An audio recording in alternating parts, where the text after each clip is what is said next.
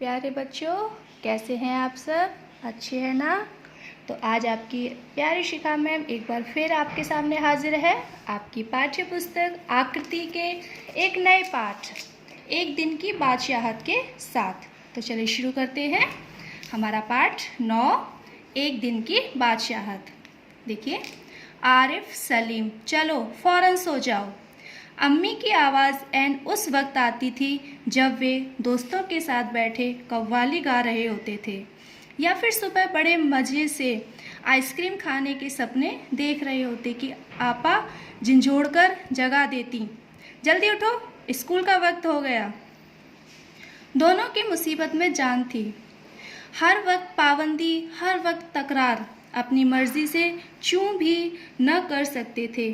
कभी आरफ को गाने का मूड बनता तो भाईजान डांटते, चुप होता या नहीं, हर वक्त मेंढक की तरह टर्राए जाता है। बाहर जाओ तो अम्मी पूछती, बाहर क्यों गए? अंदर रहते तो दादी चिल्लाती, हाय मेरा दिमाग फटा जा रहा है शोर के मारे। अरे रज़िया, ज़रा इन बच्चों को बाहर हाँक दे, जैसे बच्चे ना हुए मुर्गी के चूजे हो गए।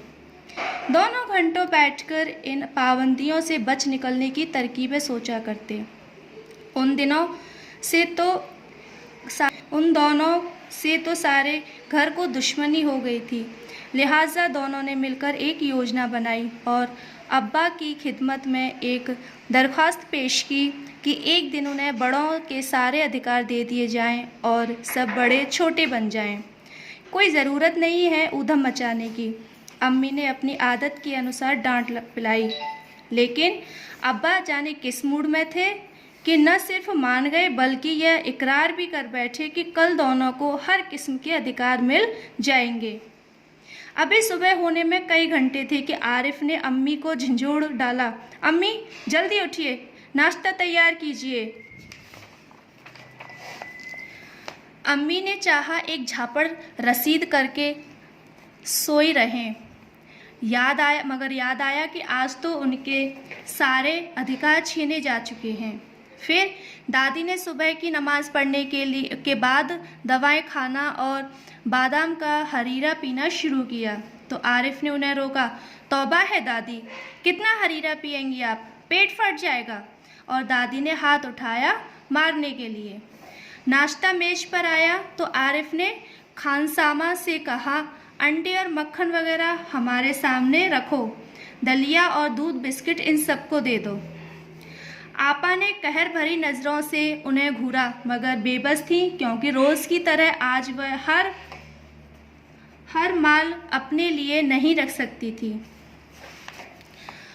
सब खाने बैठे तो सलीम ने अम्मी को टोका, अम्मी ज़रा अपने दांत देखिए, पान खाने से कितने गंदे हो रहे हैं। मैं तो दांत मांज चुकी हूँ, अम्मी ने टालना चाहा। नहीं, चलिए उठिए। अम्मी निवाला तोड़ चुकी थी मगर सलीम ने ज़बरदस्ती कंधा पकड़कर उन्हें उठा दिया। अम्मी को गुस्ल खाने में जाते देख सब हंस पड़े, जैसे रोज़ सलीम को ज़बरदस्ती भगा के हंसते थे। फिर अब अब्बा की तरफ मुड़ा, ज़रा अब्बा की गत देखिए, बाल बड़े हुए, शेव नहीं की, कल कपड़े पहने थे और आज इतने मैले कर डाले। आखिर अब्बा के लिए कितने कपड़े बनाए जाएंगे? यह सुनकर अब्बा का हंसते हंसते बुरा हाल हो गया। आज ये दोनों कैसी सही नकल उतार रहे हैं सबकी, मगर फिर अपने कपड़े देखकर सचमुच शर्मिंदा हो गए। थोड़ी देर बाद जब अब्बा अपने दोस्तों के बीच बैठे अपनी नई गज़ल लहक कर सुना रहे थे तो आरिफ फिर चिल्लाने लगा, बस कीजिए अब्बा, फ़ौरन ऑफिस जाइए, 10 बज गए। जो चुपचाप अब्बा डांटते डांटते रुक गए। बेबसी से गज़ल की अधूरी पंक्ति दांतों में दबाए पाँव पटकते आरिफ के साथ हो लिए। रज़िया ज़रा मुझे 5 रुपये तो देना, अब्बा दफ्तर जाने को तैयार होकर बोले। 5 रुपये का क्या होगा, कार में पेट्रोल तो है। आरिफ ने तुनक्कर अब्बा जान की नकल उतारी, जैसे अब्बा कहते हैं कि इकन्नी का क्या करोगे, जेब खर्चा तो ले चुके। थोड़ी देर बाद खानसामा आया, बेगम साहब आज क्या पकेगा? आलू गोश्त, कबाब, मिर्चों का सालन, अम्मी ने अपनी आदत के अनुसार कहना शुरू किया, नहीं, आज ये चीज़ें नहीं पकेंगी। सलीम ने किताब रखकर अम्मी की नकल उतारी। आज गुलाब जामुन, गाजर का हलवा और मीठे चावल पकाओ। लेकिन मिठाइयों से रोटी कैसे खाई जाएंगी? अम्मी किसी तरह सब्र ना कर सकी। जैसे हम रोज़ सिर्फ मिर्चों के सालन से खाते हैं, दोनों ने एक साथ कहा। दूसरी तरफ दादी किसी से तू मैं किए जा रही थी। ओफो, दादी तो शोर के मारे दिमाग पिघलाए दे रही है। आरिफ ने दादी की तरफ दोनों हाथों में सिर थामकर कहा। इतना सुनते ही दादी ने चीखना चिल्लाना शुरू कर दिया कि आज ये लड़के मेरे पीछे हाथ धोकर पड़ गए हैं, मगर अब्बा के समझाने पर खून का घूंट पीकर रह गई। कॉलेज का वक्त हो गया तो भाईजान अपनी सफ़ेद कमीज़ को आरिफ सलीम से बचाते दालान में आए। अम्मी, शाम को मैं देर से आऊँगा, दोस्तों के साथ फिल्म देखने जाना है। खबरदार, आरिफ ने आंखें निकालकर उन्हें धमकाया। कोई ज़रूरत नहीं है फिल्म देखने की, इम्तिहान करीब हैं और हर वक्त सैर सपाटों में गुम रहते हैं आप। पहले तो भाईजान एक करारा हाथ मारने लपके, फिर कुछ सोचकर मुस्कुरा पड़े।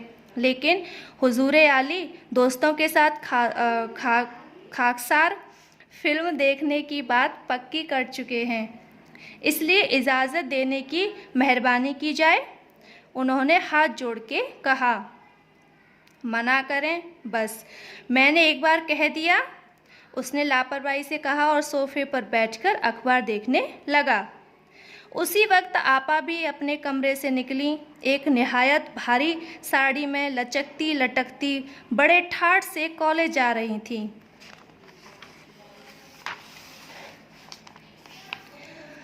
आपा, सलीम ने बड़े गौर से आपा का मुआयना किया। इतनी भारी साड़ी क्यों पहनी? शाम तक गारत हो आएगी, इस साड़ी को बदल कर जाइए। आज वह सफ़ेद वॉयल की साड़ी पहनना। अच्छा, बहुत दे चुके हुक्म। आपा चिढ़ गई। हमारे कॉलेज में आज फंक्शन है, उन्होंने साड़ी की शिकनें दुरुस्त की। हुआ करे, मैं क्या कह रहा हूँ सुना नहीं? अपनी इतनी अच्छी नकल करके देखकर आपा शर्मिंदा हो गई। बिल्कुल इसी तरह से वे आरिफ और सलीम से उनकी मनपसंद कमीज़ उतरवाकर निहायत बेकार कपड़े पहनने का हुक्म सुनाया करती हैं। दूसरी सुबह हुई। सलीम की आंख खुली तो आपा नाश्ते की मेज़ सजाए उन दोनों के उठने का इंतज़ार कर रही थी। अम्मी खानसामा को हुक्म दे रही थी कि हर खाने के बाद एक मीठी चीज़ ज़रूर पकाया करो। अंदर आरिफ के गाने के साथ भाईजान मेज का तबला बजा रहे थे और अब्बा सलीम से कह रहे थे, स्कूल जाते वक्त चवन्नी जेब में डाल लिया करो, क्या हर्ज है। बच्चों, आपको कैसी लगी कहानी? अच्छी है ना? देखा, इसमें आरिफ और सलीम दो भाई होते हैं, तो घर में वो खेलते हैं, कुछ भी करते हैं, तो उनके घर वाले जो भैया, उनका भाई, उनकी दीदी, उनकी दादी, उनकी मम्मी, सब लोग उनसे कहते हैं, अरे ये मत करो, वो मत करो, ये मत खाओ, वो मत खाओ, ये मत पहनो, वो मत पहनो। तो वो बड़े परेशान हो जाते हैं कि हम छोटे, तो हमें कोई कुछ नहीं करने देता। तो वो अपने पापा से बोलते हैं कि हमें एक दिन के लिए घर का मालिक बना दो।